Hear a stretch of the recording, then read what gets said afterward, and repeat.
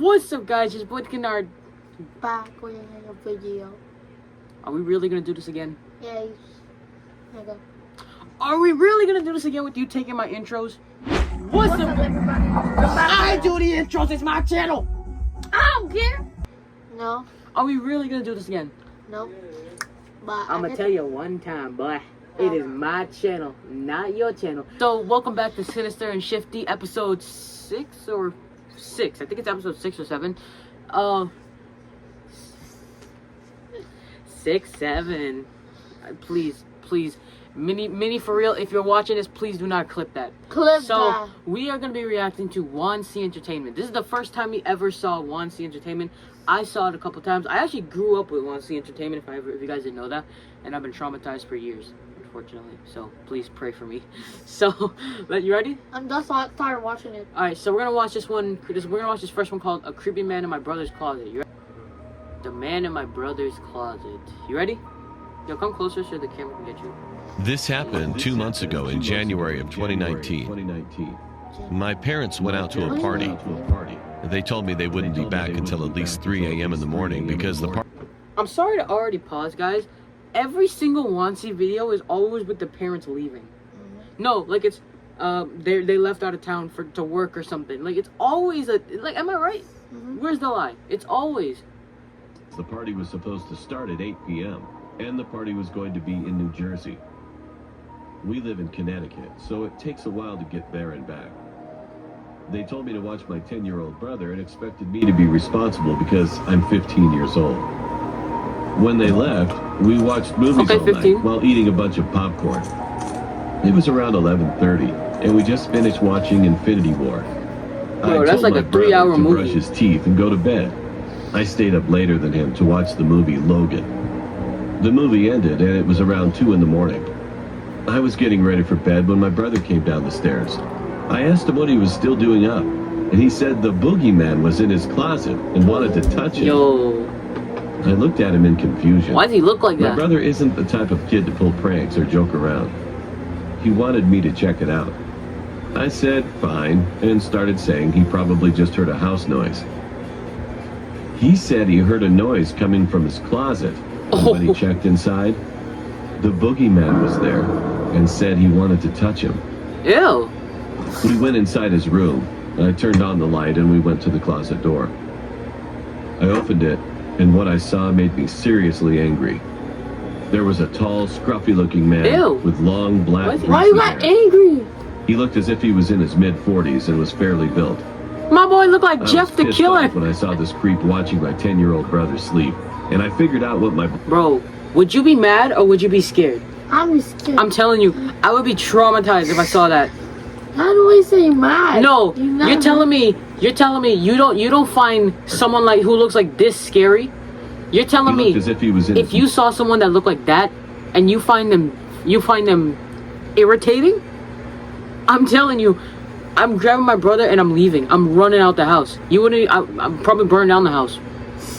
No, the neighborhood. No, not the city. Brother meant when he said the boogeyman wanted to touch him. Ugh. I was so pissed off. I punched his throat. Oh! He dropped to the floor gasping for air, but I stepped on his face as hard as I could at least 6 times. He was covered in blood. My boy showed no mercy. I grabbed my brother and ran into the bathroom, locking the door and calling the cops. Then I called my parents. My parents freaked out. In about 10 minutes, the cops showed up and searched the bedroom. He wasn't in there. They searched the house. He wasn't anywhere to be found. I gave them a good description of his appearance, and an officer even stayed at our house until sunrise. Okay. A week later, I was informed that the same guy was caught and arrested for raping an 11-year-old boy and murdering his parents. It turns out he'd raped multiple children before, and even murdered some of them and their parents. He would go to go for 11. Look at him. And received a death sentence. If my brother never came downstairs to tell me what happened, then I fear the worst could have happened to him. And I'm extremely thankful that didn't happen. Yo, what if that, it honestly makes you think, What if that happened to you in real life? I would do the same thing. Like, I know you don't have a closet in your room, but like, what if you hear something under your bed? I would do the same thing when I got. No, like you can't get up. You have to just sit there scared. Like honestly, that's creepy. All right, the next one we're gonna be watching is the. I can't get up. If I get up, he may pull my foot in. Yeah, exactly. That's what I would be scared for my life. You can't get up. You can't do nothing. Yeah, you can't get up. You just. I saw when your phone is not charging like 2 And like you can't get up. You're just gonna. Like. You're gonna sit there just traumatized. But if you scream, you can get up. You can't even scream because what if they don't hear you? I saw if we get up off the bed and go. Exactly, bro. Alright, the next one we're going to be watching is this one called The Smiling Woman Story Animated with 756,000 subscribers. Views. Views. Actually, Wansi has 1 million. 1.78 million. So, here we go. You're called to more. Begin your...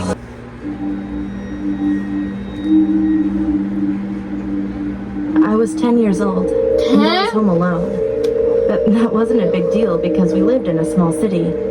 My mom and dad You call that small? I couldn't go because I was sick. It was around 9 p.m. when I was about to go to... Already, the clock is terrifying. Did you see that clock? I saw the cat on top of it. That is already terrifying. My room was really small. Ew, and it only had one window facing my bed. That window to me was kind of scary. Yo, it's one thing when your room is small and you have no mobility, like and something bad happens, but it's another thing when your window is facing you. No, if that was a thing, I might just move my bed. Like literally, imagine you're sleeping, you're about to go to sleep, right? And then you look straight and you see that your window is facing you. Not even a TV. I open it and see like somebody's watching you. Like honestly, that's the scariest thing in the world. No, but when you open your eyes, you're not gonna really close your eye and open it back again. Well, you think that's somebody end up dreaming. That's the issue. Like you don't think that you're dreaming first, but when you pay attention, and like you have to pretend to be asleep. Like, yeah. That's the thing that I would do. I would be looking at it and say, "That's what's a red thing on top of her head?" Red. Oh, it's like small. It's like a fever thing that they use. Had one window facing my bed. That window to me was kind of scary because when you're a little kid, your imagination can sometimes go wild. Absolutely. At that time, it wasn't my imagination though. Like I said, I was about to go to bed when I heard a loud scream coming from outside. It was really scary, but I tried to be quiet so I could listen to what was going on outside. Nothing was happening though. It was a really skinny woman, and she seemed so happy for some reason. She was smiling, and her smile was so big and creepy. She looked like a grandma. I started crying, and she started screaming again. I was horrified. She was just looking at me, smiling and screaming for the whole night. The next morning, my parents came back home, and I told them everything. They called the police, and the police found out that my window, that was facing my bed, was broken. But it didn't seem like it was broken with some sort of weapon, but as if it were broken by a really high pitch. Yo. We're gonna watch this last one called If She Asks You This Question, Always Say No. Always answer no. You ready? Has 2.8 million subscribers. Views. I gotta get used to saying that. Views. 2.8 million views. 9.9 million. 9.9. That's crazy. Alright. If she asks you this question, always answer no. Is that a cross? My pleasant way to begin my 3 a.m. shift at Mercy Hospital. The first thing I did as I sat down was cut my finger. It was a paper cut. And despite working at one of the largest hospitals in the state, I couldn't find a single band-aid laying around. You can't find a band-aid in the hospital? While I scrambled my desk for that band-aid, I found one. Purple. I'm a hospital receptionist, and all that means is I greet visitors, make appointments, and look nice. Well, as nice as a 30-year-old man who hasn't slept in hours can look. That night, as we call it, it was just me and a few nurses on the floor. Other than that, it was ghost quiet, except for the heavy rain. I sat back on a cheap recliner chair at all reception to get the honour of using. While adjusting my band-aid, I listened to the television moused in the corner of the ceiling as it broadcasted a seemingly important message. Unidentified. Authorities say the woman was last seen seen on Cedar Avenue. I looked up to see if the television was showing any images of this strange woman. None. It was yet another crazy person with no name and no face who we were supposed to look out for. Not creepy at all. Authorities also say the woman was reportedly walking around and asking people very, very bizarre questions. I focused back on my desk and continued working, but I still listened as the news anchor went on and on. Okay, if you tell me people are asking you scary questions, that's scary, but it's also weird. But if you say bizarre, that's crazy. That's crazy work if it's bizarre. Continued. The following statement was issued by an unidentified government official. Listen carefully, folks. Whatever she asks you, answer no. Do not, under any circumstances, answer yes. Officials won't comment further as to why, citing security clearance. These are asking that you immediately call Why does she sound like 911 that? if you deem anyone suspicious. I thought that part of the coverage was quite odd, but I wasn't sure anything could scare me anymore. Working here at the hospital, I thought I had seen it all.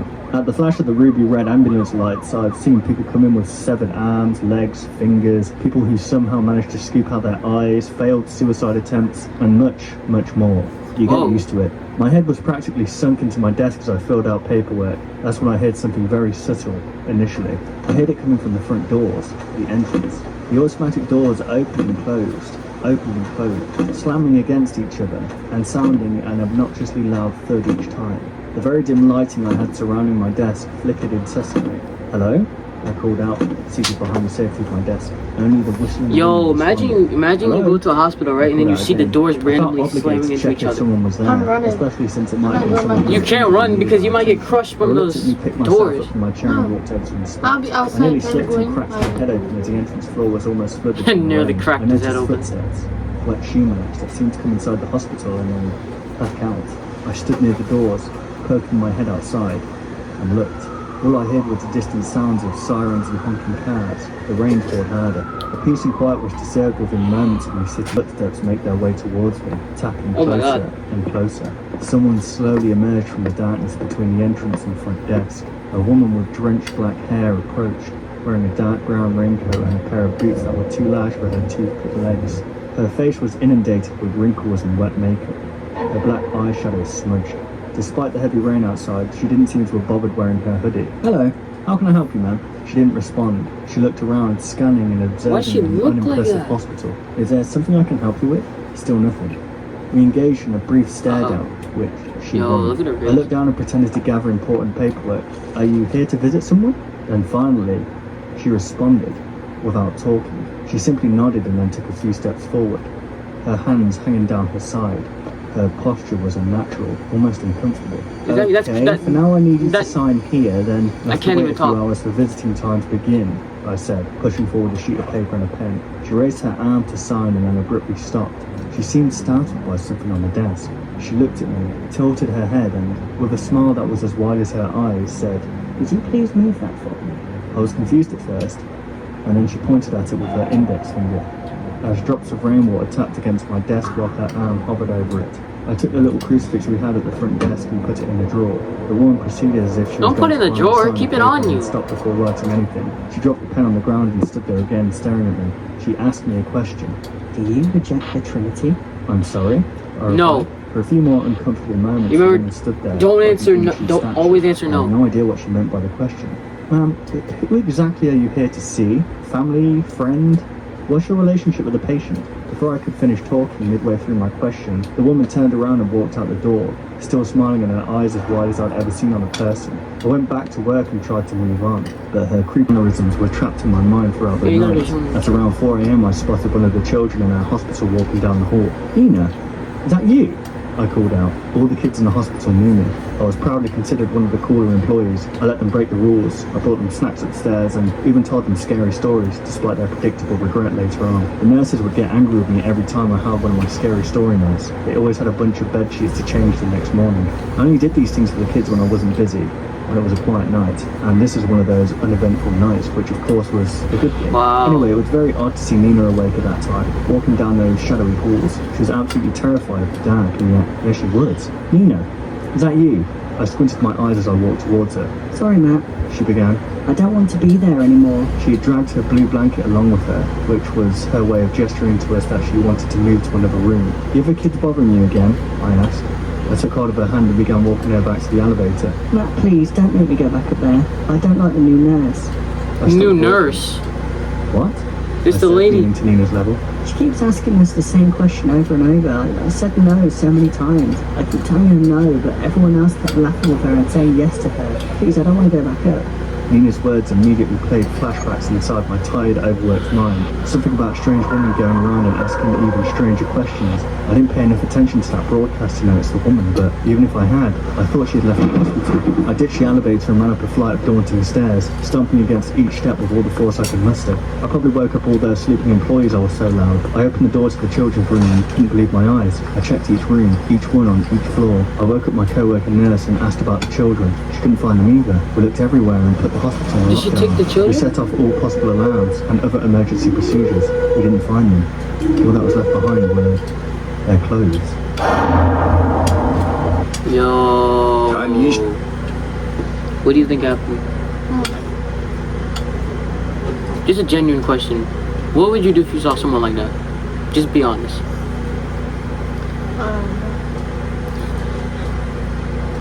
Anyways, what is this? Alright, anyways, thank you guys for watching. Comment, subscribe, and I'll see you guys later. Peace! I do it. Thank you guys for watching. Comment, subscribe, and I'll see you guys later. Peace out.